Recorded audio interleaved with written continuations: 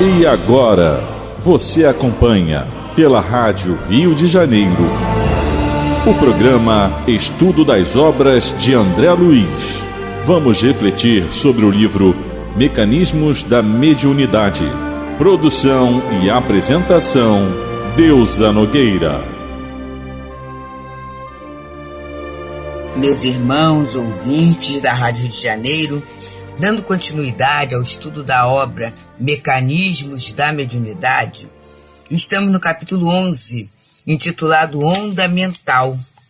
E hoje a gente vai encerrar aquela comparação que André Luiz fez em termos de pensamento e televisão, falando dessa plasticidade do pensamento, dessa capacidade que eu tenho de emitir e ao mesmo tempo receber aquela gama de imagens, né? E a gente sendo responsável pelas variações, quer dizer, essa metamorfose, as transformações que ocorrem, né? De cor, modulação, semitons, tudo isso, a responsabilidade é nossa. E ele vem dizendo que as imagens arremessadas através do dispositivo de focalização da câmara, atingindo o mosaico, se fazem invisíveis ao olhar comum. Então é muito bonito isso, e é um processo que dentro da eletrônica os companheiros explicam bem, né? E a dificuldade, vocês lembram que antigamente a criança, o bebezinho, ele queria ir atrás do aparelho de TV, porque ele acreditava que os artistas estavam ali dentro? E aí vem aquela questão, mas se ele não está ali dentro, como é que ele está aparecendo? E essa é uma questão porque passa a mediunidade, né? Realmente, nós não vemos os espíritos que estão ali, mas como é que eles estão se apresentando através da palavra, através dos gestos, através de toda a sua estrutura, e que se fazem reconhecidos e apresentando variações, metamorfoses ao comportamento, ao pensamento, ao ideário do médium. E ele continua a nos falar assim: nessa fase da transmissão, os vários pontos do mosaico acumulam maior ou menor corrente elétrica, segundo a porção de luz a incidir sobre eles. E aí é muito interessante essa incidência da luz. E a gente pode pensar na incidência vibratória. Dependendo da elevação do espírito, a vibração será maior ou menor, mais potente ou mais fraca. E essa potência ou essa frouxidão vai estar também afinada com o objetivo dos médios e dos assistentes. Não há pessoas que dizem, por exemplo, que a vibração da casa espírita é muito fraquinha. Por que ela acha que é muito fraquinha? Porque, na verdade, ela busca objetivos materializados, e a casa espírita, ela tem como objetivo os trabalhadores, os espíritos responsáveis pelas casas espíritas, tem como objetivo nos ajudar na espiritualização. Então é isso, aí há uma dissonância, uma discordância entre o material que vem e o aparelho, né? O mosaico, o receptor, ele não está de acordo. E muitos até acham que a vibração boa é aquela vibração mais materializada, mais ligada ao fluido material. E aí ele acha que essa aí é que é a vibração forte. E para aquela criatura mais sensível, aquele aparelho que busca uma espiritualização maior, que já tem outros objetivos da vida, que busca um sentido de vida, realmente aquele tipo de vibração pode até causar mal-estar, pode causar um desconforto, pode estar em desacordo com a proposta daquele médium e muitas vezes daquele grupo. E ele, André Luiz, continua nos falando nesse último parágrafo do subtema Pensamento e Televisão. Ele fala assim: ele então termina falando, né? Nesta fase da transmissão, essa incidência de luz, a porção de luz a incidir sobre ele dá a maior ou menor corrente elétrica. E é nessa hora, meus queridos, que a gente tem que analisar da potencialidade do bem. O bem é potente. E embora muitas vezes na nossa experiência comum, no nosso dia a dia, pode parecer que o bem é frágil, que o bem é fraco, que o amor perdeu. Pode parecer tudo isso, mas é só aparência. O bem é potente. O bem é potente. Porque a lei de Deus é a lei de amor. Percebemos, meu irmão? Então é essa potência do bem que vai dar essa luz. Essa luz. E já vimos, gente, Emmanuel tem no livro Religião dos Espíritos uma fala sobre prece. E ele diz, né, às vezes parece que a prece não atende, mas ele diz assim: vejamos um homem que está na escuridão total. Está no alto de um morro. E aí, ele está ali, ele não sabe que caminho tomar, está na escuridão. Ele diz, à frente tem um precipício, atrás tem um espinheiro, à direita tem uma caverna com um animal feroz, e à esquerda tem uma outra questão lá, tem um caminho. E ele diz, faça-se, porém, leve e suave luz, nem que seja de uma simples chama, de um simples fósforo. Na verdade, a situação em torno não vai mudar, mas ele terá a visão para tomar uma boa decisão. É esse o potencial da luz. Ele fala a luz de um simples fósforo. A gente sabe que a treva está naquele ambiente todo, está ocupando espaço, mas a luz, ela sobrepuja a treva, porque é o que está no fluxo da lei de Deus. E ele continua a nos falar assim: somente depois desta operação, que prossegue em variadas minudências técnicas, é que a cena passa ao transmissor da imagem a reconstituir-se através do cinescópio ou válvula da imagem no aparelho receptor. Válvula essa cujo funcionamento é quase análogo ao do iconoscópio na transmissão, embora fisicamente não se pareça. Então ele está colocando esse trabalho para a comunicação. Esse trabalho da comunicação. Então ele fala das ondas hertzianas, a questão das ondas radiofônicas. Como é que pode isso, né? Porque a gente não vê. A gente não vê a fala, a gente não vê o movimento que existe no ar, nada disso.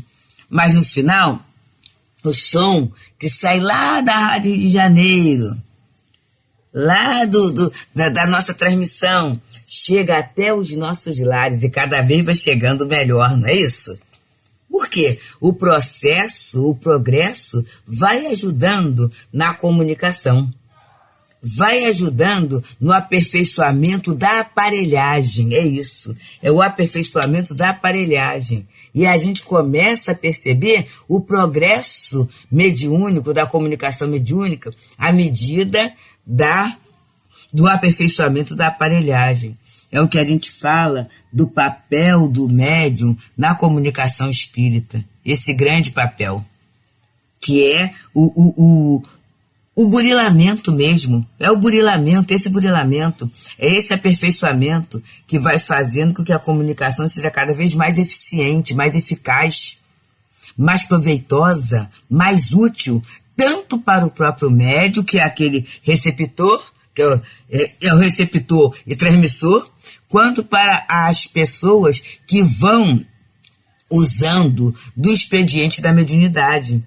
E a gente vê até a questão da busca.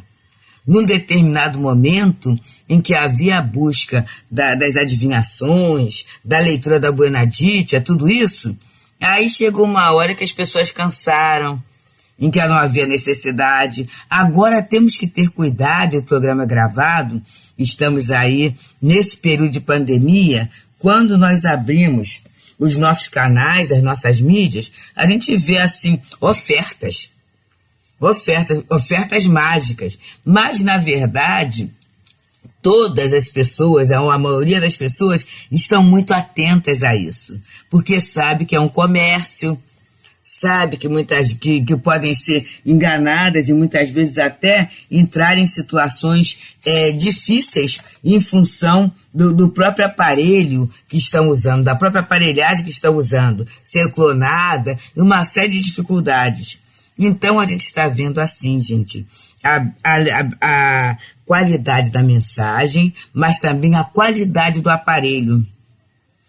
E que o grupo que esteja à assistência coloque no dial certinho, estabeleça a sintonia certinho, para que também a mensagem não seja deturpada na hora da interpretação.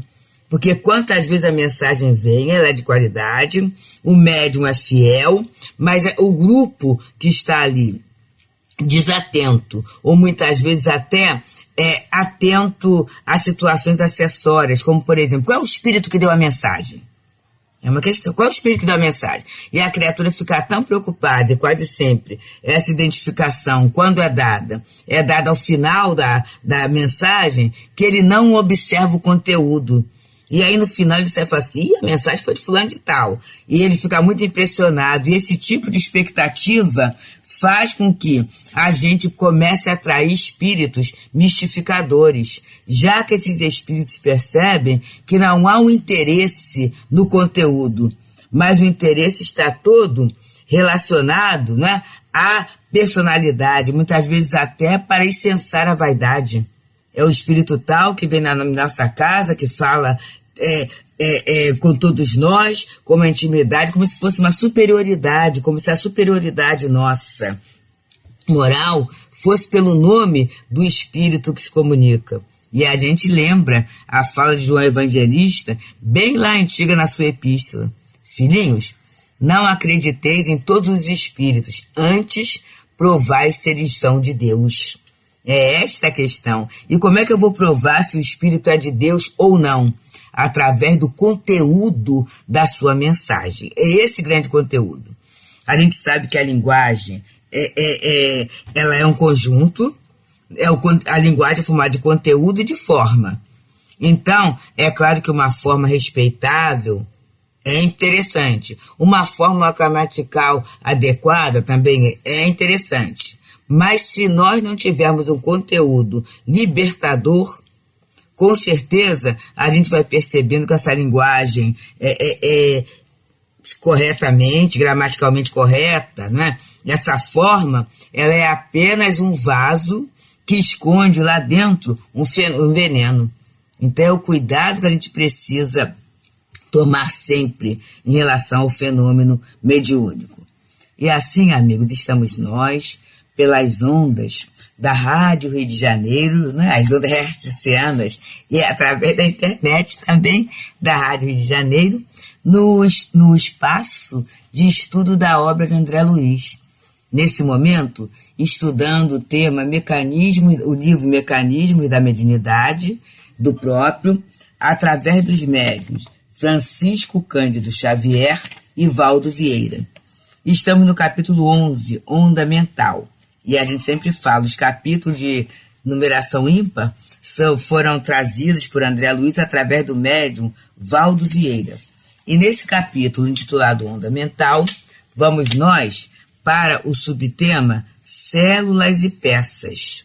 E ele diz assim: com muito mais primor de organização, o cérebro, ou cabine de manifestação do espírito, tanto quanto possamos conhecer-nos do ponto de vista da estrutura mental, em nossa presente condição evolutiva, possui nas células e implementos que o servem aparelhagens correspondentes às peças empregadas em televisão para a emissão e recepção das correntes eletrônicas, exteriorizando as ondas que lhes são características, a transportarem consigo estímulos, imagens, vozes, cores, palavras e sinais múltiplos, através das vias aferentes e eferentes, nas faixas de sintonia natural. E é interessante, e lembro-me bem, naquele momento em que éramos ainda jovenzinhas, e surgiu uma revista que o objetivo era para atualizar a todos. E a gente estudando, a família comprou alguns exemplares daquela revista, era a Tecnirama. E eu não esqueço que trazia a questão da ciência, numa linguagem mais compreensível, e se falou do chamado cérebro eletrônico. E mostrava salas e salas e salas com fios, válvula, uma aparelhagem muito grande. E aquele cérebro eletrônico, ele era capaz de guardar imagens, de guardar palavras, e aquilo a gente ficou impressionada, muito interessante. Na verdade, queridos, era o computador. Só que naquele momento, vamos observar só, né? Estava tudo sendo estudado, já muito estudado, com muito trabalho e tudo, e aí ele ocupava salas e mais salas. Um controle muito grande, mobilizando muita gente, muita gente. Hoje, meus amigos, na palma da nossa mão, a gente tem um smartphone. Na palma da nossa mão.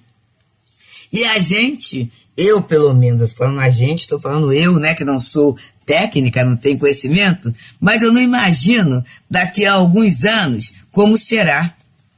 E, na verdade, esses mecanismos todos existem para a expressão do pensamento, para a comunicação. Daqui a um tempo, como será? Hoje, a gente tem os smartphones, que chegou um momento que era pequenininho, mas aí hoje, com esse grande computador, eles vão aumentando e vão substituindo até a TV. Quantos amigos, no outro dia eu conversava com uma amiga, ela falou assim, Deus, eu já tenho assim anos que eu não sei nem o que é ligar a televisão, porque ela acompanha a notícia, as séries, tudo isso, através de um tablet e através do smartphone. Ela ali, ela resolve a vida dela todinha. Nós mesmos, né? A gente, por exemplo, para fazer as nossas contribuições. Ah, meu Deus, não dá para ir na Rádio Rio de Janeiro, é muito longe, é na ilha. Eu moro na Baixada Fluminense, eu moro em tal e tal lugar. Hoje em dia, a gente pega o smartphone e faz a transferência via Pix, olha só, na mesma hora, cai lá na Rádio Rio de Janeiro, cai na instituição, sem eu sair de casa, movendo apenas o meu dedinho, que na verdade vai responder à minha inteligência. Então a gente está vendo esse imenso progresso. E aí a gente vai vendo o seguinte, vamos percebendo a questão do espaço. Eu falei do cérebro eletrônico, não falei, amigos? E eram muitas salas, né, para aquela quantidade que era para a parafernália toda.